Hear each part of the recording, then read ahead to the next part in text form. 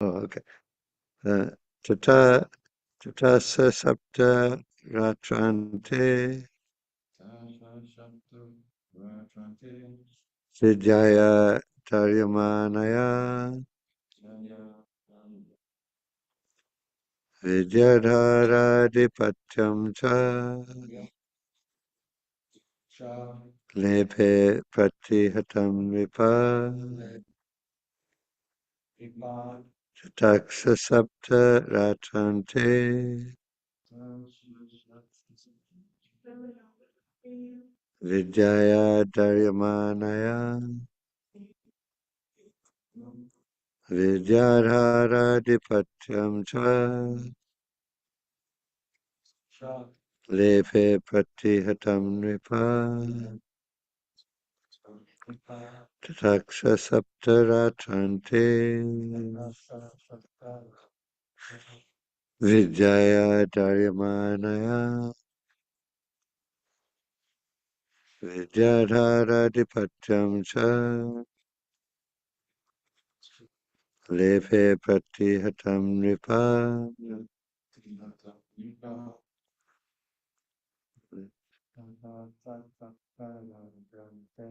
Vaksasaptaratrante Vijaya Daryamanaya Vidyadharadipatyam Cha Lepe Pratihatam Nipa Taksasaptaratrante Vijaya Daryamanaya Vidyadharadipatyam Cha Lepe Pratpa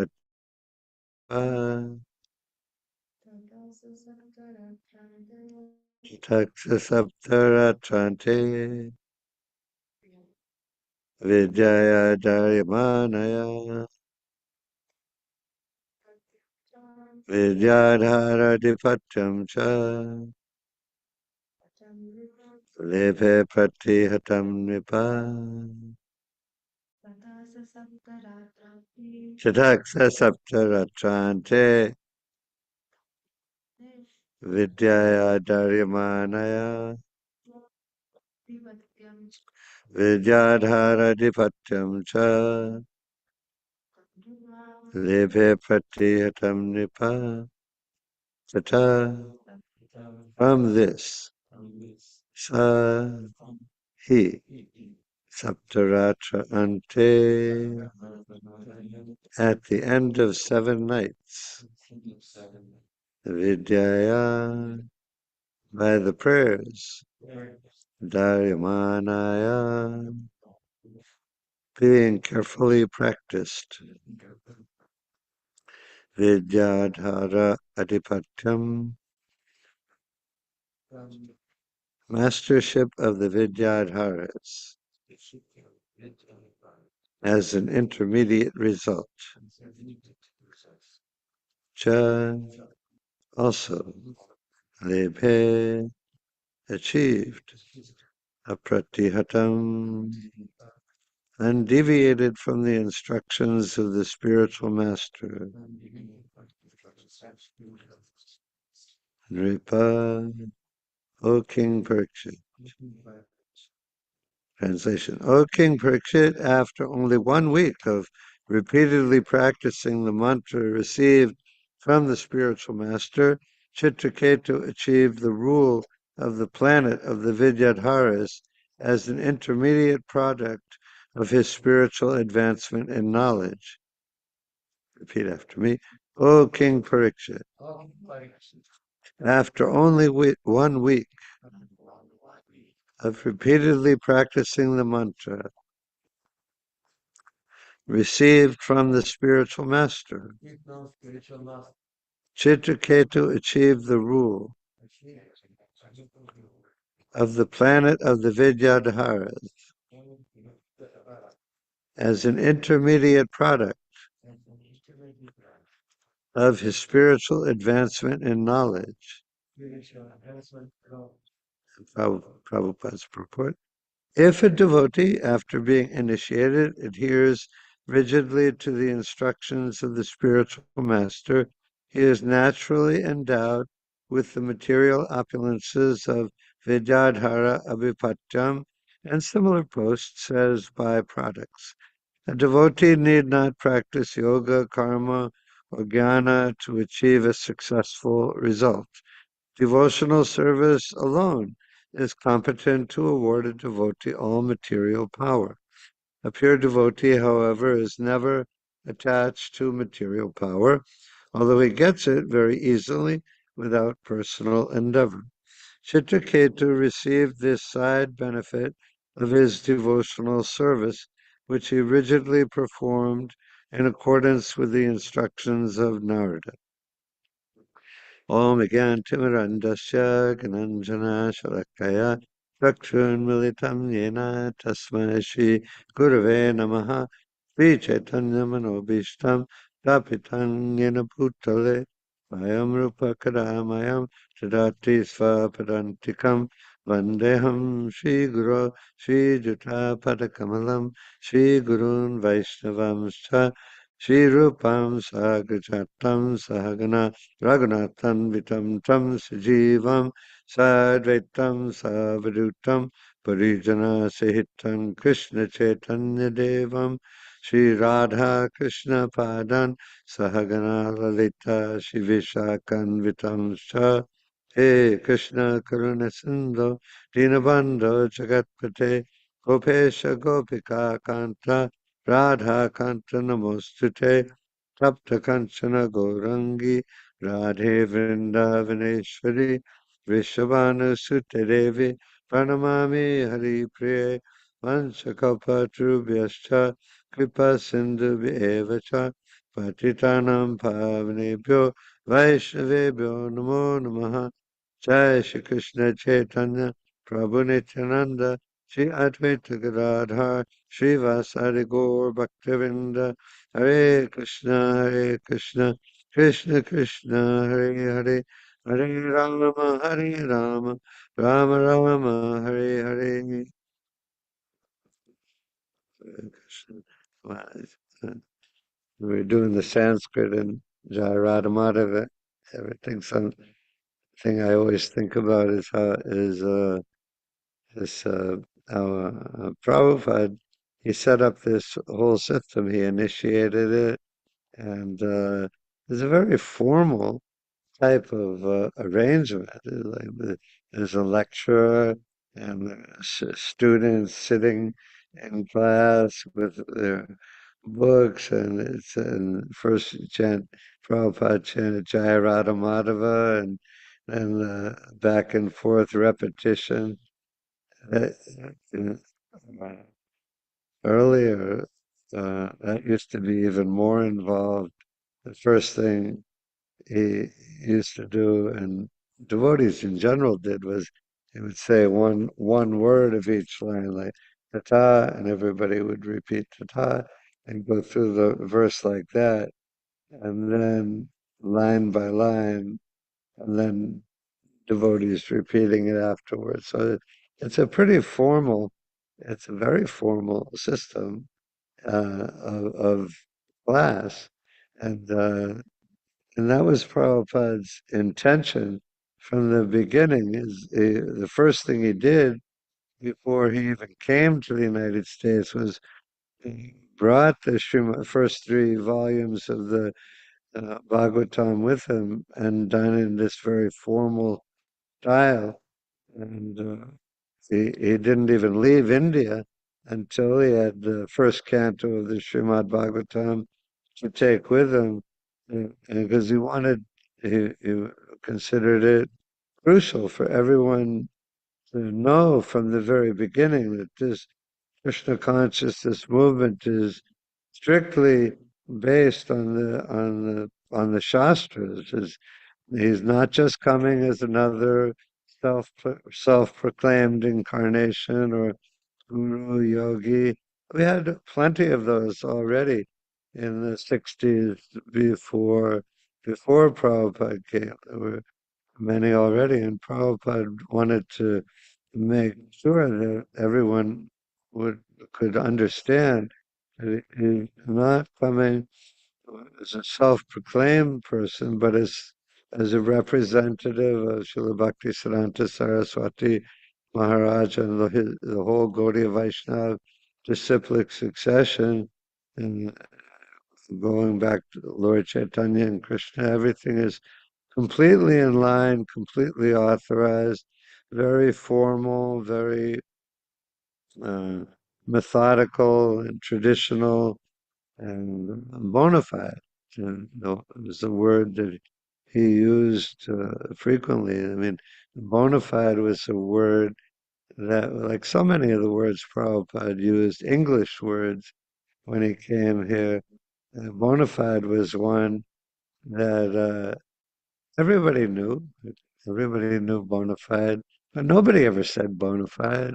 You might hear it like once every uh, 10 years. Nobody said bona fide as part of their language, but Prabhupada used it very frequently re, uh, to make us understand. He emphasized it in so many ways repeatedly uh, over the whole course of his preaching, that this Krishna consciousness movement is bona fide. It's authorized, and I know and he and yeah, and this whole system of the formal class giving is important. It's something we've always carried on down to the present day, and it should always be carried on in ISKCON in this very formal way. And Prabhupada wanted us to be known as not everyone is a big scholar, like memorizing hundreds of Sanskrit verses, but Prabhupada expected all of us to be scholars of the philosophy of Bhagavad Gita as it is, and Srimad Bhagavatam, and all the devotees are very intelligent, and Krishna gives us intelligence more and more to understand everything. But Prabhupada wanted that. He wanted us to be able to present ourselves in a very uh, not authoritarian way, but authoritative way, so that everyone would understand that we are also representatives of our spiritual master and Prabhupada in disciplic succession. We're not just some random people who have taken up an unusual lifestyle. We are ourselves expected to be representatives of the Vedic tradition, of the whole Gaudiya Vaishnava Sampradaya. So we should maintain everything with quite a bit of formality. Um, I know, like the first time I went to the temple when I was young, you know, the winter of 1970, in the Boston temple, and so I went, and there was Sundar Arti Kirtan, and the temple room was on the second floor, and the men lived on the third floor, and so everybody was young back then. All the devotees were young and fired up and a little fanatical and really enthusiastic.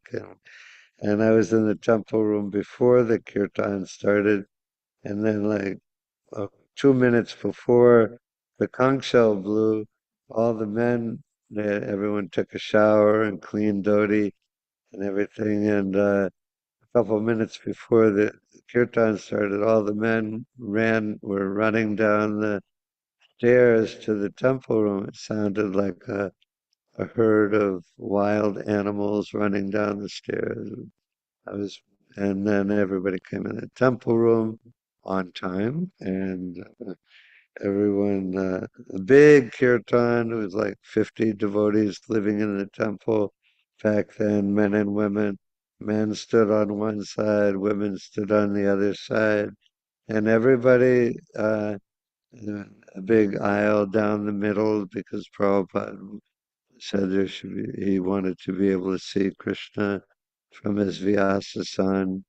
And yeah, so there was a big fired up kirtan and everybody dancing and everybody either clapping their hands or playing kartals or drum or with their hands up in the air, uh, dancing everybody and dancing back and forth. And, Swami step was mostly, almost exclusively done. And it was really fired up. And then so it lasts for half an hour, and the conch shell blows, the Shingu prayers, and immediately all the devotees just sat down in rows, and there was Bhagavad Gita class, and that's one thing that really struck me. It's like how a minute before, all these young men and women were up really enthusiastically dancing and singing. And then within a few seconds, everybody sitting in the floor like a bunch of good little boys and girls in the second or third grade getting ready to listen to their teacher. It really struck me and it really impressed me like, wow, this is a really serious thing. This Krishna consciousness is like, this is serious because the contrast was really strong between the kirtan and then the class, but it flowed so naturally from one to the other that it was just so impressive. And anyway, that's what Prabhupada wanted, and he wanted us to be representatives of Srila Vyasadeva. When somebody gives class, they sit on the Vyasasan, and like, so I'm sitting on this Vyasasan now. Well, who am I to be sitting on a Vyasasan? I'm just a regular, conditioned soul coming out of a sinful life in this life, and what's my who am I to be sitting on the Vyasasana, representative of the whole Vedic culture, representative of Prabhupada in disciplic succession? But as long as I'm following Prabhupada in disciplic succession, as long as all of us are following Guru and Krishna in disciplic succession and representing him and as pure and non and un uh, uh, proud, non-proud way as possible, uh, uh, then we can represent the whole Vedic culture in this way. We're authorized to do that, and that's what Prabhupada wanted. He wanted us to do that. He didn't. The cyclic succession never ends. It doesn't end with Prabhupada or his disciples. It goes on and on eternally. So we're also expected to carry on the Guru Parampara. Some devotees have their own disciples, and that's wanted. There's one lecture I heard by Prabhupada recently, and he said that it was like early in the early 70s, and I think it was the year he mentioned was 1975, and he said I think by 1975, all my disciples will be spiritual masters. Anyway, that's what Prabhupada, he wanted us all to be qualified to guide people back home, back to Godhead, whether it's having our own disciples but definitely, which is pretty limited, and it should be somewhat limited, but not so limited. But all the disciples are meant to become qualified to give instruction and instruction by their own by our own example to other newer, younger devotees. That's how the system works. Anyway, this purport is Narada King Chitraketu. He practiced devotional. He practiced chanting his mantra that he got from Narada Muni for fasting and drinking only water. Chitraketu for 1 week continuously chanted with great care and attention the mantra given by Narada Muni. And after only 1 week of repeatedly practicing the mantra received from the spiritual master, Chitraketu achieved the rule of the planet of the Vidyadharas as an intermediate product of his spiritual advancement and knowledge. So in our experience in ISKCON, there the normal thing, of course, Krishna can give pure love of God to anyone in a second. When Lord Chaitanya was traveling in South India, anyone he met would immediately transform into a pure lover of Krishna. There's no time minimum or maximum to how long it takes someone to become purified by following their spiritual master. Is a famous statement everyone's probably seen recently. And devotee asked Prabhupada, and this had happened in more than one occasion, but devotee asked Prabhupada, how long does it take to become Krishna conscious or perfect or something like that? And Prabhupada answered very strongly in 1 second or 1 minute. And I think, well, I've been here a long time and I'm not perfect. I'm not pure. But yeah, and or like King Kulashekar, he found out he only had a minute or a few moments to live, something like that, and he immediately surrendered completely. He wasn't old; he was a king, but when he found out the necessity, the imminent reality that he was going to leave his body like really soon, then he surrendered fully, and Krishna accepted his surrender. So, and of course, Maharaj Prithu, he was already a great soul. He found out he only had 7 days to stay in longer in that body, and he immediately left everything and went to the bank of the Ganges and fasted without eating or drinking, and uh, just listening to Shukadev Goswami for 7 days uh, continuously. And so so our Krishna consciousness is it doesn't, there's no minimum for how long it takes to surrender to Krishna.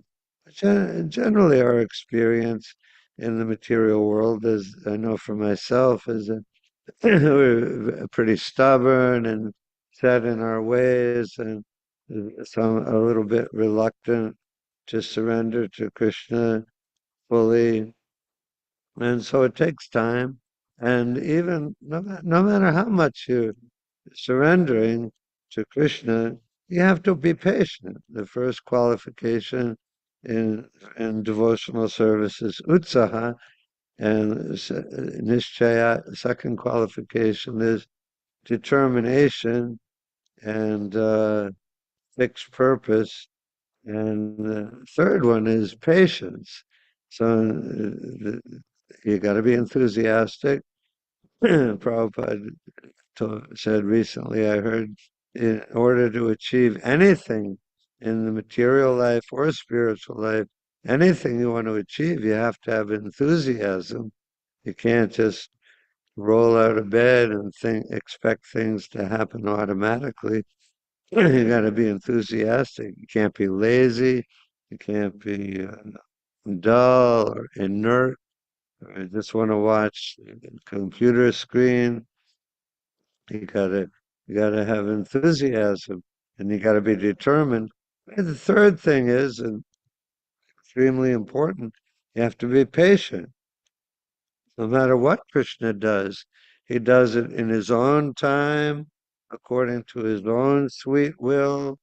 We'll, we'll, our responsibility, my responsibility is just to be determined, to remain enthusiastic in all circumstances, always depend on Krishna, always trust in my spiritual master, always have faith in Guru and Krishna, and always work in Prabhupada's mission, ISKCON movement, to try to do some little bit of service, to try to further the preaching mission.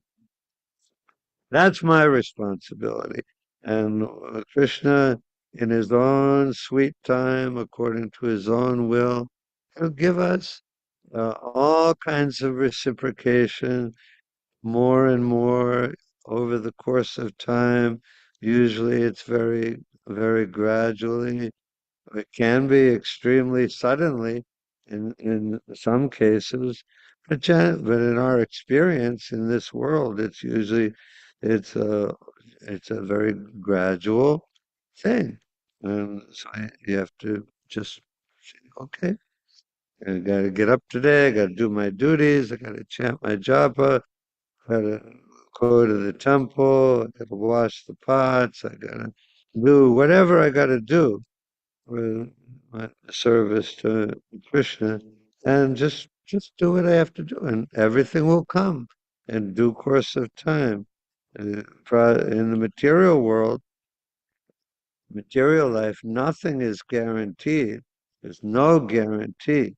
You can work really, really hard to achieve whatever your goal is in the material world, and people do it, or are working very, very hard to become a billionaire, or become a famous sports person, or to become like when you're a little kid playing sports. When I was a little kid, every little kid grows up thinking, yes, I'll be, in my case, it was like Mickey Mantle or some famous basketball or baseball player. In your case, it was somebody else so every little kid grows up thinking, I'm going to be this famous basketball or football player. And of course, hardly anybody does. There's only a few people that go up. But everybody has, and even as adults, people are working very, very hard to achieve some goal. And you might achieve your goal if that's your karma and you work and you do whatever you have to do. You might achieve your goal, but it's not guaranteed. Nothing in the material world is guaranteed. The only thing that's guaranteed is that you'll get what's coming to you by our karma.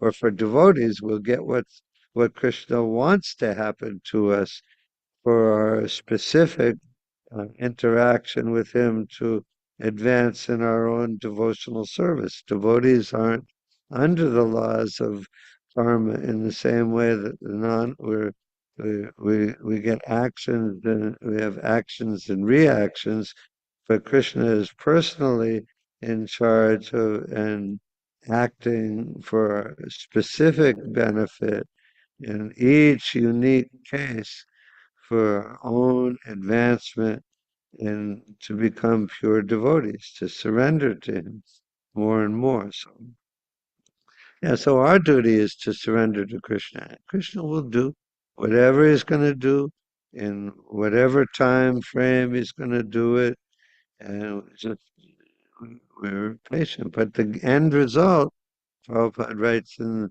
the Bhagavad Gita that, and said in other places too, that ultimate success is guaranteed for the sincere practitioner. So success in Krishna consciousness is assured for us by Krishna, by our spiritual master. Well, just if we just remain faithful and determined and very patient in Krishna consciousness. And Prabhupada writes in this purport about as a devotee, after being initiated, adheres rigidly to the instructions of the spiritual master. He is naturally endowed with the material opulences Vidyadhara Adhipatyam and similar posts as byproducts. A devotee need not practice yoga, karma, or jnana to achieve a successful result. Devotional service alone is competent to award a devotee all material power.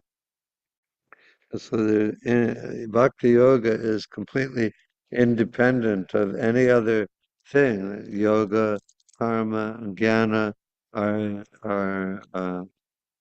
parts of spiritual practice.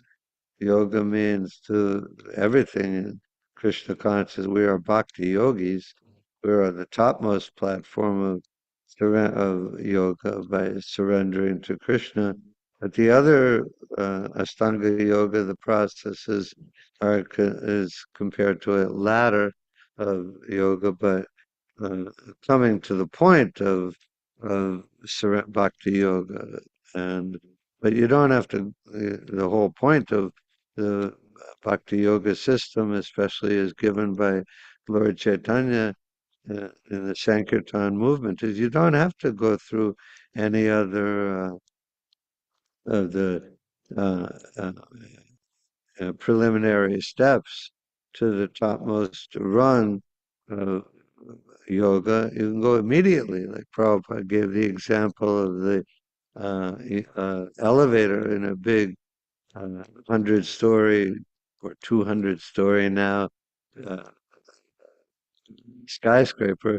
You could walk up all the stairs all the way to the top of the building, but that would be really hard, and it would take a really long time, and probably you just get tired by the 30th or 40th floor and just give up and go back down because it's just too hard.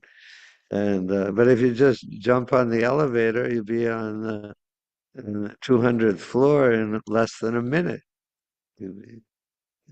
So that's the comparison. It's beginning to chant Hare Krishna, coming and taking prasadam, and sweeping and mopping the floor in the temple, or going out on Harinam, Sankirtan. That's or anything you do for in the Krishna service. That's immediately jumping on the elevator and going to the top floor. And Prabhupada gave the uh, analogy yesterday of how devotees are immediately on the spiritual platform. I was listening a few days ago, and he said it's just like if you have some kind of electrical appliance and it's just sitting there, it's not doing anything because it's not plugged in. But as soon as you plug it in, the second you plug it in, it's immediately activated and it'll do whatever it's supposed to do as soon as it's connected to the electricity. So as soon as we come to begin chanting Hare Krishna, whatever we do, start reading any of Prabhupada's books, come to the temple, as soon as we become connected, we're immediately activated on this, connected to Krishna, the and in by the electrical connect or the transcendental connection to Krishna. So, and all we have to do is stay plugged in. Unplug the thing, then it doesn't work anymore. But as long as you keep the thing plugged in, then it'll just keep working and working and working and working. So our responsibility is just to remain plugged in to our spiritual master, disciplic succession. And another example that Prabhupada gave for the power of bhakti yoga compared to the other karma yoga, jnana yoga, ashtanga, uh, uh, karma, jnana yoga. Uh, Comparison he gave is in previous ages, the process of self-realization would take a very long time, hundreds, thousands, even many thousands of years. But in the age of Kali, the process is simply chanting the holy names of the Lord. Kali, Kalir, Dharma, forget. But in the age of Kali, the mission going back to Godhead is accomplished very simply and very easily just by chanting the holy names. Harinama, Harinam, Harinam, Eva Kevalam, Kalona, Steva, Nasteva, Nasteva, Katir, Anyata. In the sage of Kali, there's no other way, no other way, no other way of spiritual realization than chanting the holy name, chanting the holy name, chanting the holy names of God. What was very difficult in previous ages is now in this age very simple and very quick, very easy, because it has to be, because we're all in Kali Yuga, everyone is very unfortunate, very fallen, very slow in spiritual life. And above all, our minds are always disturbed. So the process of Krishna consciousness has to be extremely easy and simple. And that's what Lord Chaitanya made it like that. And an example that's given uh, is that the other processes of Krishna consciousness in previous age are compared to a craftsman, like a silversmith. He has a piece of silver and he has a little hammer that he just taps it and makes nice designs, and it take him a long time, just little taps, and for hours or days or weeks, and then he ends up with something really nice and artistic. But the process of Harinam Sankirtan is compared to a blacksmith. I don't know what term you use for it in your country, but a blacksmith is someone who makes like horseshoes or big heavy iron implements, and he has a big huge fire and a big iron anvil and a big heavy iron hammer.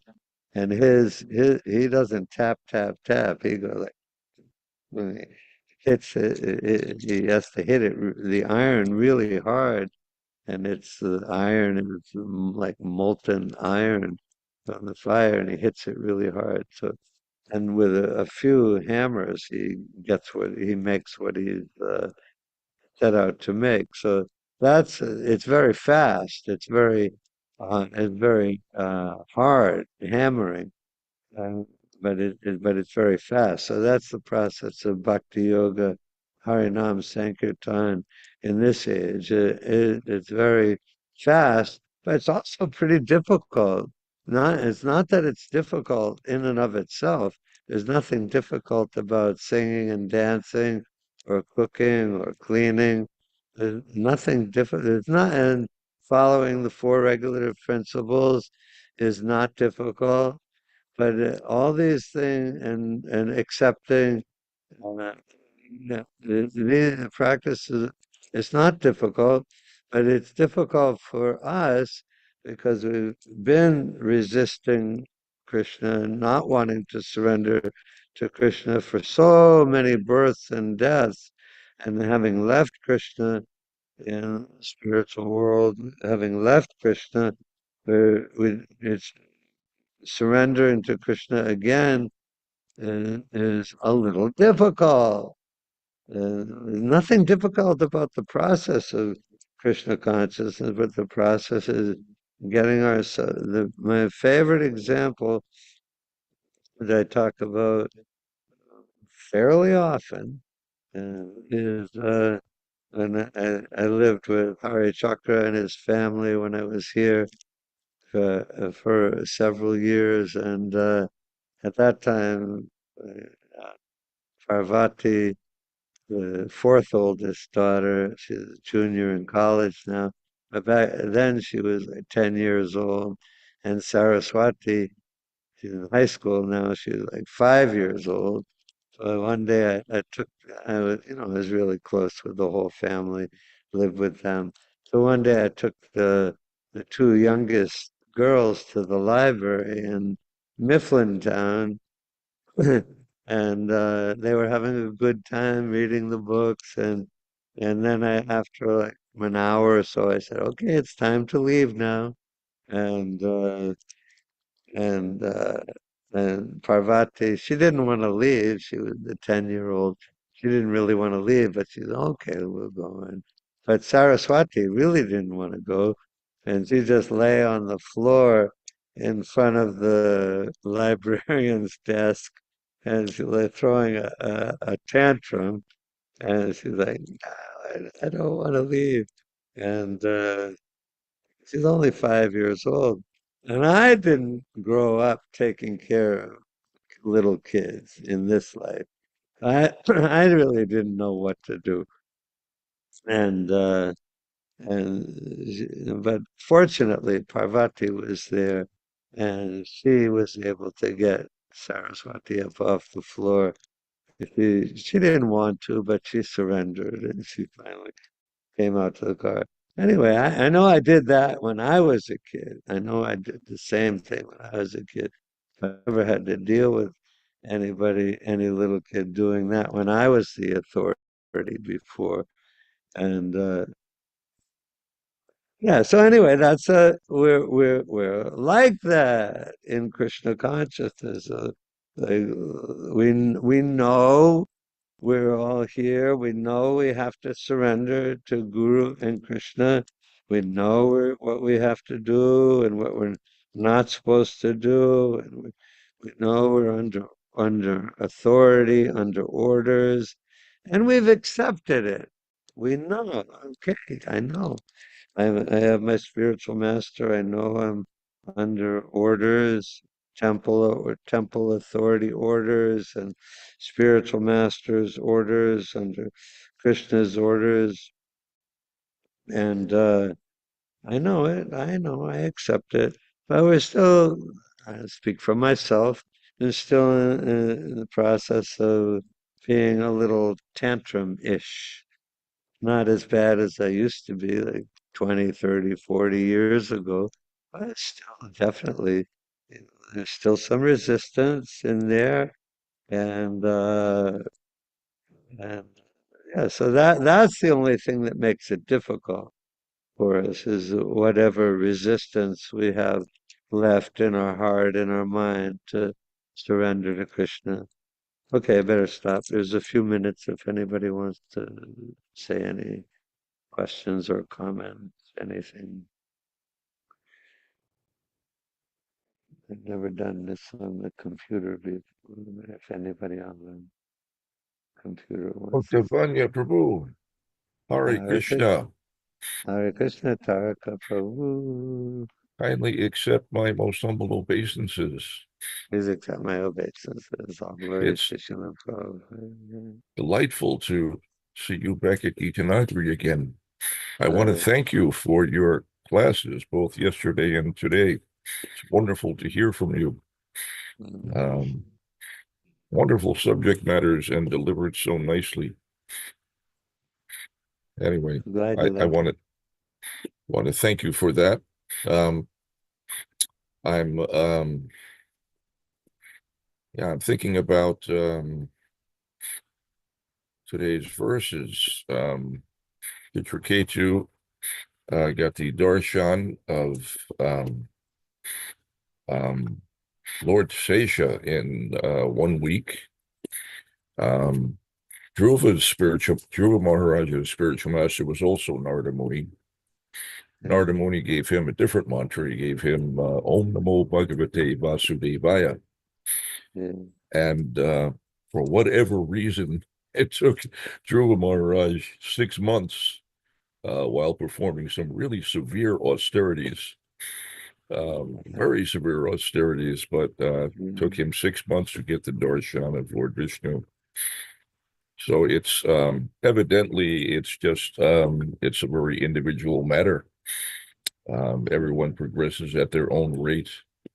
I don't think it's a difference of the mantras, um, but it's just a matter of as you say, um, surrendering and undergoing the process of purification. Um, do you have any special insight as to why there is this difference of 6 months between these two personalities? Do I know? I just no. I just the way I always take it is that for Dhruva or Prahlad, I mean, or Chitraketu or myself, I just take it Krishna is completely independent, and he reciprocates with each one of us in his own special way. Um, Personally, I don't try to figure it out beyond that. Just what Krishna is doing with me, and that's what Krishna did with them. Yeah, so no, I don't have any insight That's good about enough. that.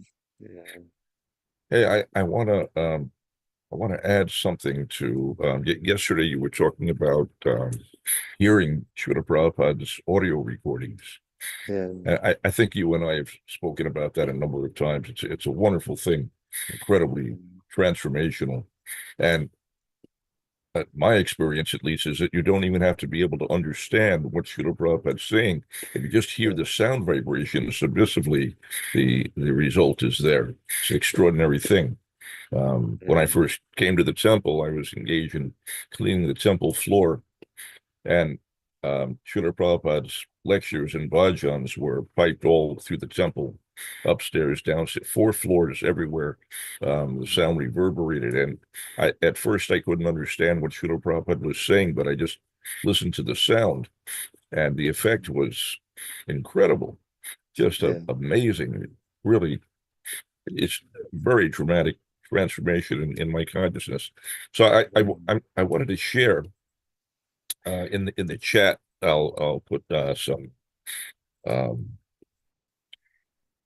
web addresses for Prabhupada Vani. There is they for those who have difficulty to understand what Srila Prabhupada is saying, because his accent is a little bit thick, and some devotees have trouble understanding, and so they tend not to listen to Srila Prabhupada's lectures so much because they can't follow it all the time. So Prabhupada Vani has all of Srila Prabhupada's lectures, all of the audio recordings, and for the lectures, the transcriptions are also there.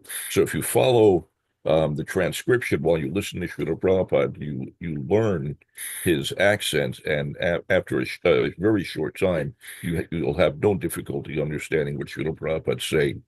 It's very easy, but you need to read the transcript as he's speaking, so that you become familiar with his accent. And then there's also Prabhupada Radio, which is just 24/7, like a radio, just playing lectures and bhajans. It's very nice. So um, for those who are not already familiar with these internet resources, it's there in the chat. And what else did I have? Oh, you spoke about Srila Prabhupada's routine for giving Srimad Bhagavatam class, and mm, one of the things that he did not do, which we do now, yeah, is that he did not have the devotees repeat the translation. Oh, That's actually a new introduction. We did that with the Sanskrit, but we did not do it with the English. hmm. That's Srila Prabhupada did not do that. But it was actually introduced pretty early. But that was just the devotees did that. It's not the Oh, way Srila Prabhupada did it. Anyway, oh. I see Devaki is hovering there, and maybe she has a comment. Thanks again, Moktabanya Prabhu. Hare Krishna. Hare Krishna. Hare Krishna Thakur. Anybody else? Hi, Krishna, Um, Uncle Victor.